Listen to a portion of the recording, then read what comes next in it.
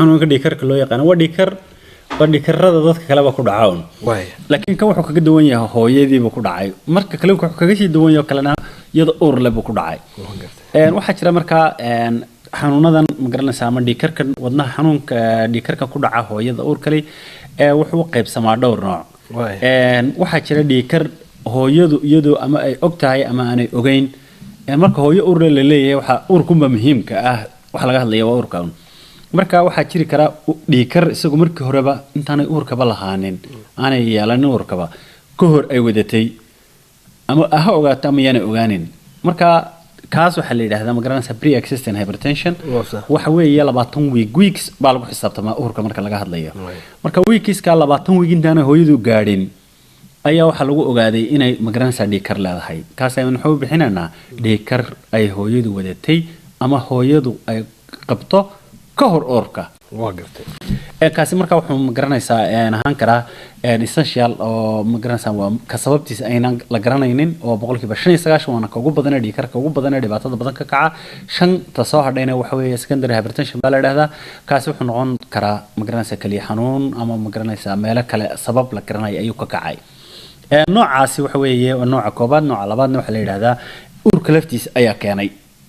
waxa la yiraahdaa pregnancy induced hypertension dhiikarkii uu uurku kiciyay kaas saddex qaybood buu qaybsamaa marka saddexda qaybood uu qaybsamaa waxa weeye mid waxa la yiraahdaa transient hypertension ama magaranaysa gestational hypertension sida magacaba ka muuqato waxa weeye waa dhiikarkii uurka dhiikarkii uurku waxa weeye waxa la ogaadaa oo lagu arkaa 20 week kadib hooyada marka uur leedahay inuu dhiigu kacsan yahay marka waxa uu noqon karanayaa ma garanaysaa oo lagu arkaa marka inta badan marka laga hadlayo dhiikar si looga fogaado kaliya xanuun inuu jiro inaanu jirin kaadida waxa laga baaraa protein inuu la socdo marka proteinka kaadida la socon kara markaynu ka hadlayno gestational hypertension hooyadu ma laha protein dhiig kaadidu lama socoto wax protein lama helayo inta laga baaro mana laha pathological edema wax la yiraahdo oo ah barar male marka laakiin waxay leedahay only dhiikar ka waxaynu nigi gestational hypertension baa la yiraahdaa nooca labaad waxa la yiraahdaa preeclampsia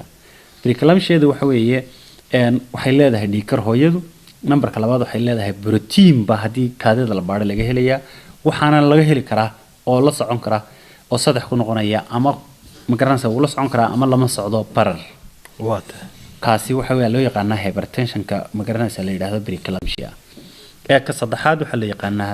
qaybta saddexaad waxa loo yaqaanaa eclampsia ka horumar ku jirna ururkii dhiikarkii uu kiciyay uurku ka kale waxa la yiraahdaa eclampsia la yiraahdaa eclampsia waxa weeye waa nooca ay magaranaysa hooyadu ay uurka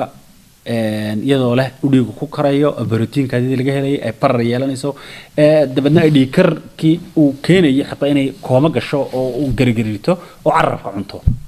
وانا كهاليستا كصدحات نوعا مقرنسا لو سي يقانا او صدحدا قيبada inuu qaybsano wuxuu ahaa pre-existing pregnancy induced hypertension ka kalena waxa la yiraahdaa maqranaysa superimposed ama preeclampsia ama eclampsia inu sheeganay ayun buu maqranaysa la arkaya dhiig oo sii kordhaya systolic hypertension ki ama diastolic hypertension ki ayaa midba maqranaysa sii kordhaya kor ku sii soconaya marka saas way dhiig karka